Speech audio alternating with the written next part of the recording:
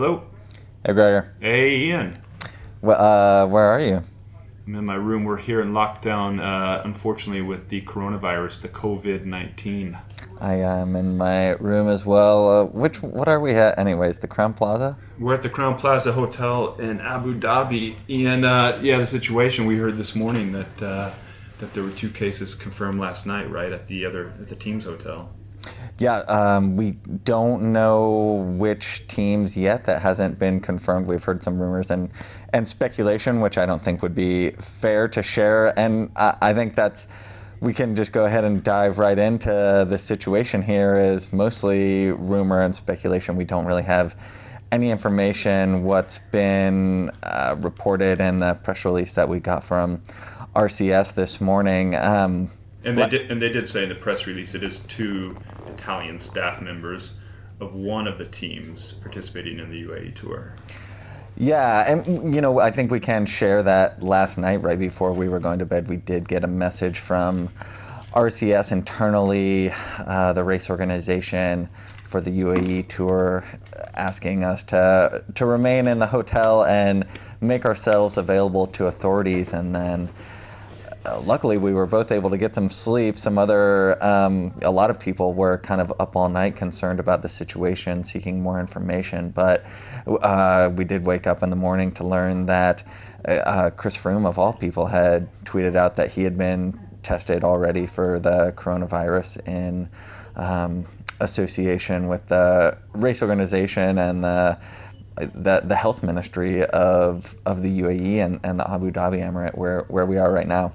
Yeah, it's out of from what we're gathering down there in the lobby when we had breakfast before we were asked to stay in our rooms, it's out of the race organizers' hands so much. It's more in the health minister's hands at the Abu Dhabi tour, the UAE tour here in Abu Dhabi. And we're right near the Formula One racetrack where you raced your bike the other night. One of the moments of fun we had in a great race, unfortunately, up to this point. And last night I went to bed right down below here. There's a nice outside bar where we sat and met last night. We talked about your ride, and the music was going when I went to bed at 1:30 last night. And apparently the police arrived at around 2 o'clock and asked everybody to go inside when the news began to break about the Riders Hotel. There's a couple of cases there. So in this hotel, we don't know, but we've all been in contact with the teams throughout the last 5 days or so of the race. Yeah, everybody seemed really concerned and anxious, and a lot of anxiety here, but I think it's reflective of the concern of this coronavirus worldwide. When I touched down in the UAE a week ago, was talking with some of the members of race organization RCS, and that's when the coronavirus had really just hit Milan, Italy, and I think at that time there were less than 24 confirmed cases, and now just a week later we're looking at over 600 cases in Italy. And you spoke with Mauro Vegni earlier this week in terms of would the spread of the coronavirus affect races like Strade Bianche, Milano San Remo, even the Giro d'Italia. He said he didn't think so, but now in a worst case scenario, we're looking at a quarantine here in the UAE, and the entire RCS organization is here in the UAE. So certainly a lot of concern over the future of those races, but I think more importantly, obviously, the health of the staff, the health of the riders, and the health of the general populace here in the UAE and worldwide. Yeah, confirmed on some of these health websites, 19 cases in the UAE, and as you said, 655 in Italy now. So Italy's a real hotbed, and the RCS races are coming up next: Strade Bianche, Triano, Milan San Remo, and the Giro. And then what would happen with the ride if we're all stuck here for 2 weeks? What would happen with those riders here? They're missing out on 2 weeks of training, which is critical for a lot of those guys going into their season. But of course, the health is the most critical. They have to find out who has the cases and keep those guys quarantined before it spreads. Yeah, what we've heard from the riders that we've been in contact with at the race hotel is that most of the racers have been tested from what we've heard. Race staff We did hear rumors that they have run out of testing units, which would explain why people at our hotel, the race organization hotel, have not been tested yet. Certainly understandable that they wouldn't have, hundreds upon hundreds of coronavirus test units on hand. I think this virus, a lot of countries, not just the UAE, the US too, are not fully prepared to deal with the scope of this virus, and maybe not expecting for an entire pod, an organization like a race organization, to come into contact with the virus in another country. And, we were guesstimating that there's maybe 500 people associated with the race here. Yeah, that's what we heard from one colleague today, and I think he did the math. 500 people, and of those, because the RCS is not the race organizer, but they help run the race here, and they're an Italian group, and so, rightly so, there are more Italians here, and he estimated 300 out of the 500 total people here for the race are Italians, and that includes riders, staffs, journalists. 300 out of 500 are Italians. And of course, I live in Florence, Italy, and I was just in contact with our U.S. Embassy here in the UAE to find out some more information. And it sounds like flights are still going. I booked into our flight, and the riders and staffs and media were flying out here on Sunday if all things go well, if we're not quarantined for 2 weeks. Yeah.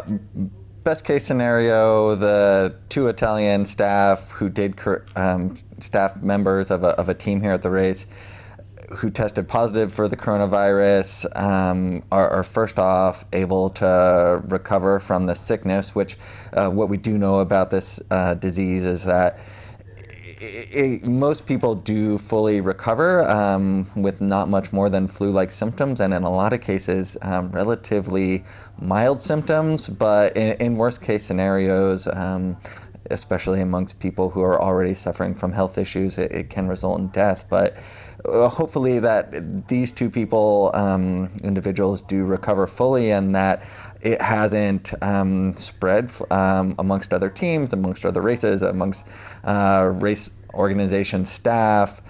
But we also have to be prepared for a worst case scenario, because this is a highly contagious disease, and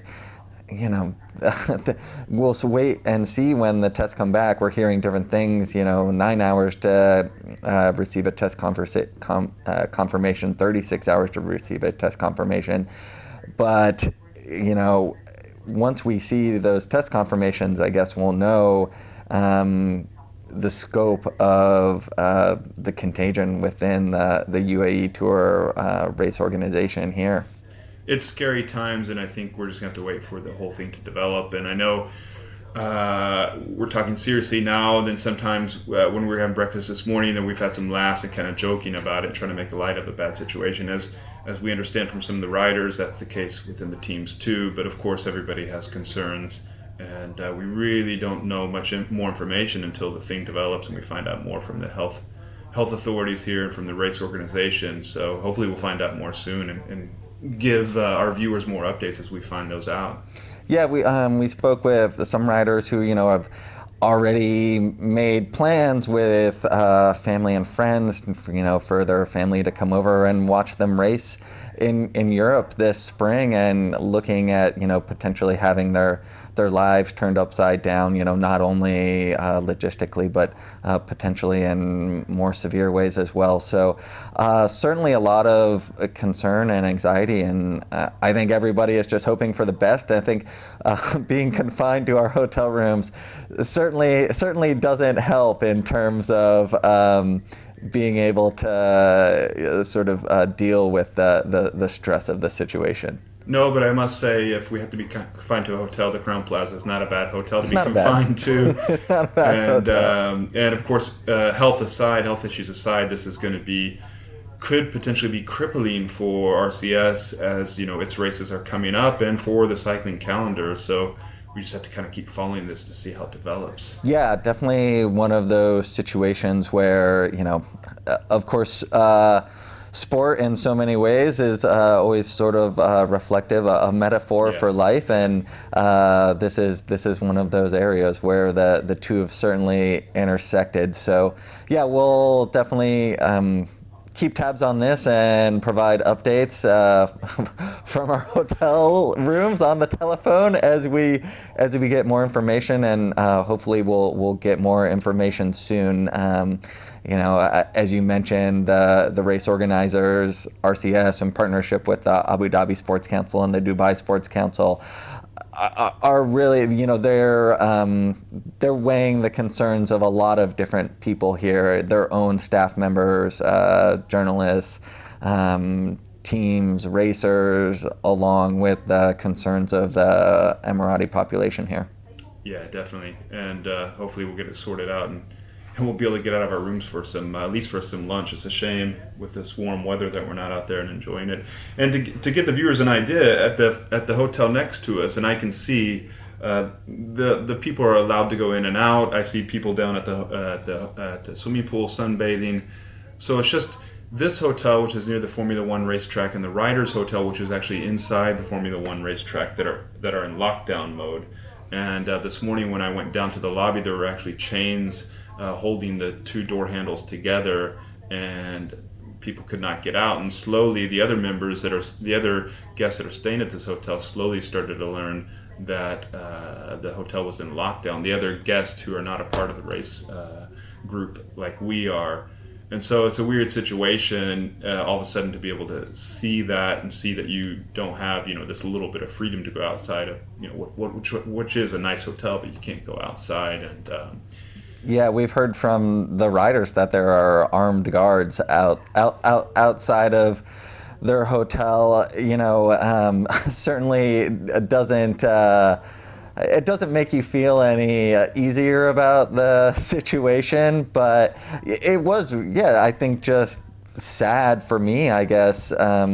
This morning, seeing families here essentially, most likely on vacation or some sort of tourism opportunity, getting ready to meet a beautiful day, and going up to the hotel staff and asking what's going on, why they can't leave the hotel, and the hotel staff trying to manage the situation as well. They don't have much information, and don't really want to create a panic amongst their hotel guests in terms of, creating concern over the spread of coronavirus. So, yeah, just a horrible situation, and